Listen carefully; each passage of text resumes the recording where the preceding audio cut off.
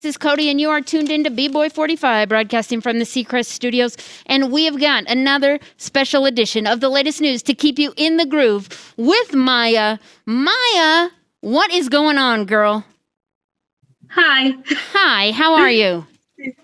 Good, how are you? Good. We have a man I think you're going to tell us about that you're so excited to talk to. Introduce your guest from today. Bobby Moynihan. Bobby Moynihan, woo! Welcome. We are so glad to have you chatting with Maya and, of course, with the Children's Hospital Colorado. Maya, take it away, girl. Okay, so first of all, thank you so much for calling in. I'm so excited to be talking to you. Thank you so much for having me, Maya. So my first question for you is, what inspired you to get into the entertainment industry? I think when I was a kid, when I was younger in high school, I did a lot of school plays, and I made a lot of my close friends through that. And I think I found out when I was a kid that I enjoy playing around with a bunch of people, and and I think that when I got older, I never grew out of that. So I think I wanted to do it as a job, and I think that's why I still do it. It's like around with people. Oh, cool.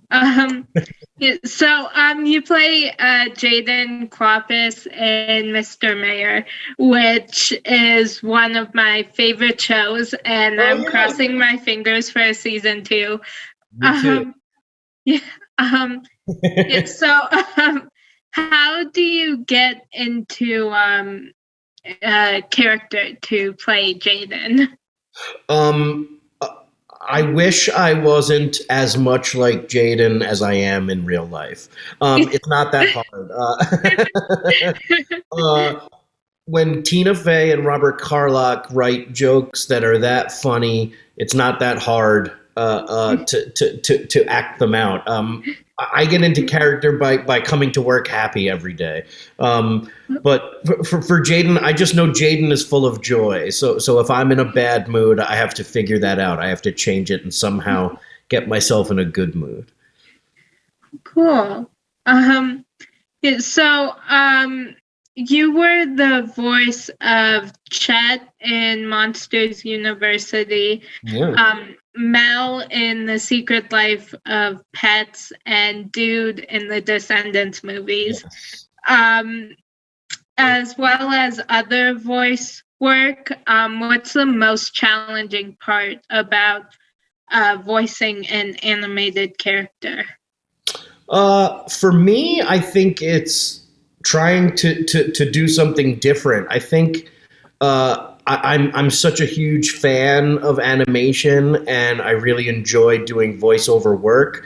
So for me, it's finding something new, or I feel like I'm an actor and a comedian first, but there are some people, who are these amazing voice artists, and they can do hundreds of different voices and accents and stuff like that. So I like to try and do different things, even though I don't have that much range right now. I try to challenge myself to try and do new, different voices whenever I can. Oh, cool. So you played Midlife Alex in Me, Myself, and I. Yes.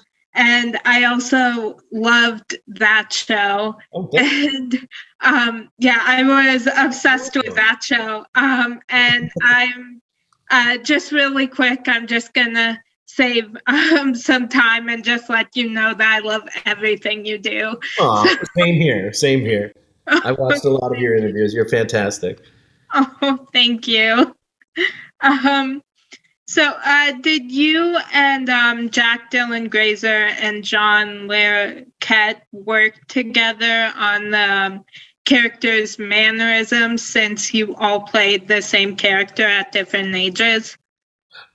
We did. Before the show started, we had a little meeting and decided a couple little things that all three of us would do just so that we could kind of tie it all together. We all had like this tick thing that we would do, or we would all scratch our chin, or we just made up a couple little things so that it looked like we were all the same person, even though we are three of the most different people in the world.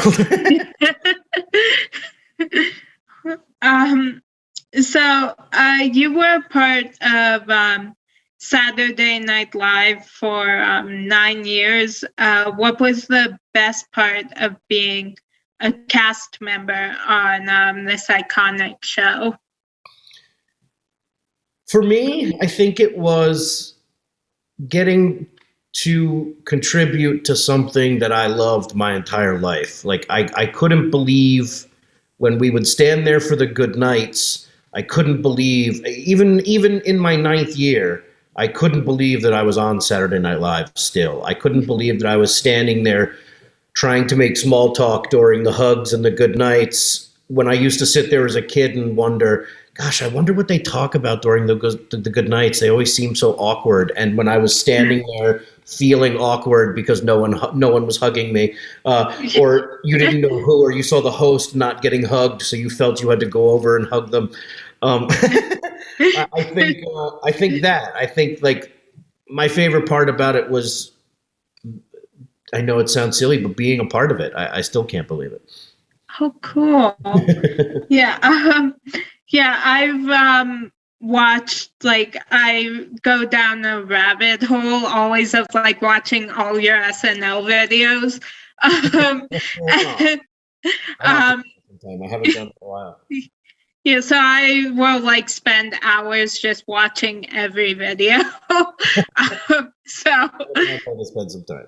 yeah, yeah. So you did so many amazing celebrity impressions on the show. What was your favorite impression to do? Wow. Maybe, I mean, Guy Fieri and Snooki were very fun because they were just loud and fun, and I got to scream and have a good time. Guy Fieri was fun. Maybe I think my favorite one that I got to do though was Danny DeVito. We did one. I think I did Danny DeVito in like a Star Wars commercial as BB-8, where I was just rolling around on the ground, being silly. But then we did the Nespresso commercial. It was me and Taryn as Danny DeVito and George Clooney, and that one was really fun to do. I had a really good time with that one. Oh, cool. Yeah. So, what comedian has had the biggest influence on your comedy? Wow, that's a good one. Thank you. So many people I mean, like Chris Farley was pretty big. Jack Black, I've always loved. I think he's just insanely talented. Maya Rudolph, Amy Poehler was instrumental in my career as far, excuse me, as far as her starting Upright Citizens Brigade and all that stuff. And Tina too. Tina put me on 30 Rock, and she put me in Sisters and on Kimmy Schmidt, and now in Mr. Mayor. So many people have I've enjoyed, but as far as influential, I mean, Horatio Sands, I think, is absolutely amazing, so funny, and helped me a great deal in my career. Oh gosh, who else? There's so many. I could go on forever. Whenever I'm sad, I watch Zach Galifianakis live at the Purple Onion. I just think that's one of my favorite things to watch. I just think he's absolutely hilarious. Yeah.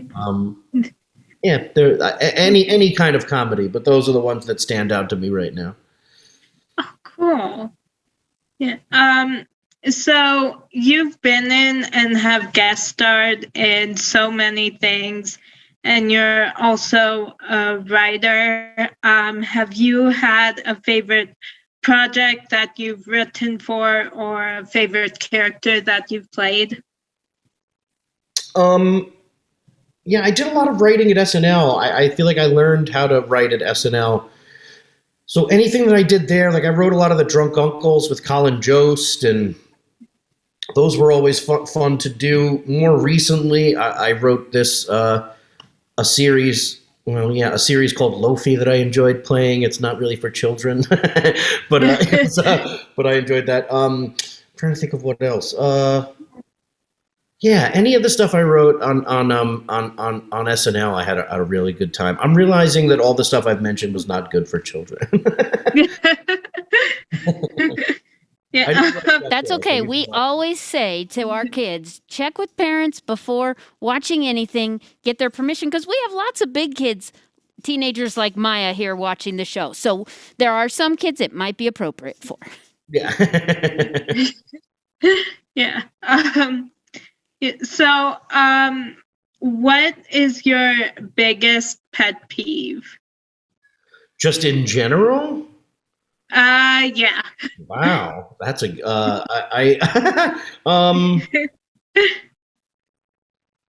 gosh, I'm not sure. Right now, I go like I'm pretty happy. My biggest pet peeve. What don't I like? As I'm getting older, I'm finding I find it I have no more room in my life for like gossip or as I get older, I find I'm like, you know what? If okay, I don't want to badmouth that person. I just want to be happy. So if that person's not happy, I feel bad for them too. And maybe my biggest pet peeve right now is, or complaining. I notice that I complain too much and that I should just enjoy my life a little bit more because I have it a lot better than a lot of people, and it could be worse. Yeah.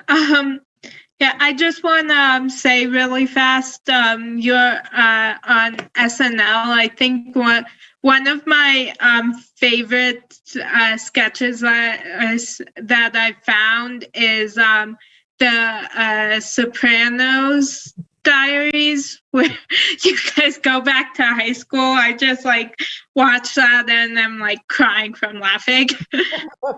That makes me happy. That was Seth Meyers' idea, and I remember when he had the idea, he kind of told some people, and I ran up to him afterwards, and I was like, "Hey, I'm not that great at impressions. I don't do a James Gandolfini right now, but like, please, I'll work on it all week. Like, let me be in that. It's such a good idea." And I don't even think he was going to do it. I think I begged him to do it. But yeah, it's one of my favorites. Bill and Fred and that absolutely kill me. And Tim Robinson. Tim Robinson's really funny in that. He's got a small part in it, but he kills me as the principal. Yeah. So if you could have any song playing to announce your entrance into a room, what song would it be? Wow. That's a good one. Wow.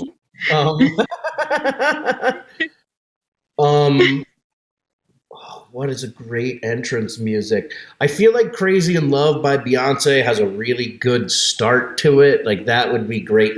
Anything by Beyonce is fantastic entrance music. Return of the Mac, I really enjoy that song. Maybe that would be a fun entrance music. Oh, it's never ending. I wouldn't be able to choose. I would have to enter 1,000 times. Yeah, that is yeah. I feel like I would have like any Asher Angel or Ben Platt song. Those are the two singers that are like always on repeat for me. Oh yeah. Yeah, so like, and that's like Broadway. Are you big into Broadway? Yes, I am. I actually have a Broadway sign up there. And a little Ariana Grande, or is that really Ariana Grande? Don't move, Ariana Grande's behind you. Oh no. My wife was on Broadway for a very, very long time. Oh, cool. Yeah. Yeah, I'm just like over quarantine, my obsession with Broadway has gotten even bigger because I've had so much time to just listen to Broadway soundtracks. Yeah. So the more the better. I was the same way for a very long time. I really yeah. So if somebody narrated your life, who would you want the narrator to be? maybe Ron Howard, just because I'm such a fan of Arrested Development. Yeah. Well, either that or maybe George Lucas. That might be fun. Oh, cool. Yeah. So, what is the most useless piece of trivia that you know? Did you know that the only sound in the world that doesn't echo is a duck's quack? No. Isn't that crazy? Yeah. I learned it off a Snapple cap. Oh. I couldn't believe it. It's a useless fact. Yeah. Yeah. So, is there a line from a song, book, or movie that has always stuck with you or inspires you? Yes. I don't know, to be honest, I don't know if it's from a book, a movie, or a TV show, but the person who said it has been in all three, has written books and done movies, and I'm sure has been on TV. I'm a huge fan of Carrie Fisher, Princess Leia. I thought she was the absolute greatest. She was an amazing writer and a genius, and she just had an extremely brilliant mind. And there's a quote from her. Gosh, I hope I'm not mangling it right now, but along the lines of, "It's okay if you're scared, but even if you're scared, do it anyway." Oh, yeah. And I always thought that was a really great way to live. Yeah. Some stuff is scary, but you got to do it anyway. She was a very strong, smart woman. Yeah. Yeah. Yeah, I'm obsessed with the movie Shazam. That is my favorite movie. So like a lot of lines from I've seen it like 100 times, and so like all of the lines, a lot of the lines from that like stick with me, and because especially since I've seen it so many times, like I can actually remember them, because there are some other ones that I'm like, I know I liked it, but I can't remember what it was. So, have you ever interviewed Jack? Dylan yeah. Jason? Oh, good. Yeah, I did. Yeah, I interviewed him over the summer. Oh, great. He's the best. Yeah. Yeah. I was like, this is the highlight of my summer. Oh, yeah. That's awesome. Yeah. Are just you friends like with Jack? Talking to you is like the highlight of my whole year. So Same here. Are you friends with Jack? Yeah. Well, I mean, we're not best friends. I'm a little old. He thinks he's a lot cooler than I am. But yeah, he played the young version of me. Can't you tell? We look exactly alike. Yeah. No, he's a sweetheart and a fantastically talented actor. Yeah. Very good. Yeah. Kid. Yeah. I know he was in the It movies, and my sister saw those. I was like, no way, I'm not seeing those, because I hate horror movies. Yeah, they're scary. Yeah, I like thrillers, so my sister and I always like argue about, she says that they're basically horror movies. I'm like, no, because they don't go that extra step that I horror agree. movies do. So, yeah. There's no thrillers with scary clowns in it. Yeah, no, and I already don't like clowns, so yeah. Yeah. So my last question for you is, who do you consider to be a real life superhero, and why? Wow. I mean, you. I mean, me. I mean, everybody right now. Especially right now. I go like, aren't we all a little bit right now real life superheroes? Like everyone's just trying to make it through this time right now and be the best they can be. And I'm a big, huge superhero guy. I'm a fan of all that stuff. I'm a big Star Wars guy. I like that world a lot. I like those the fantasy world of helping people. And I have a 3.5-year-old daughter right now, and we talk a lot about superheroes, and we play a lot about powers and stuff like that. But like, it's the real people who are just helping other people right now, and caring about other people, and maybe not getting so wrapped up like in the like other stuff. Maybe that's the real superhero now, is us, is people. Yeah. Okay, really quick. Now, who is your favorite superhero? Oh, who's my actual favorite superhero? Oh gosh, Yeah. now we have to start over. We're gonna be here for another 5 hours.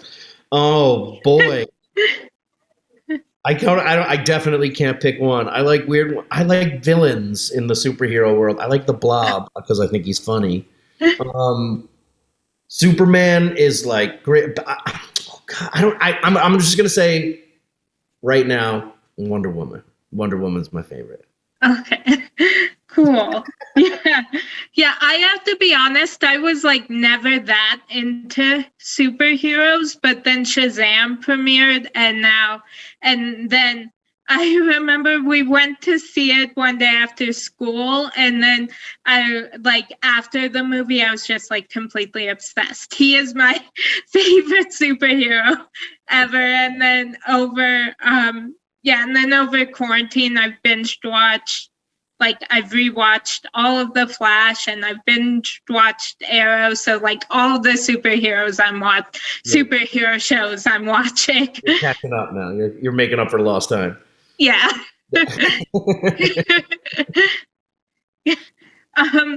Well, just thank you so much for calling in. I just want to keep adding questions because I don't want to hang up.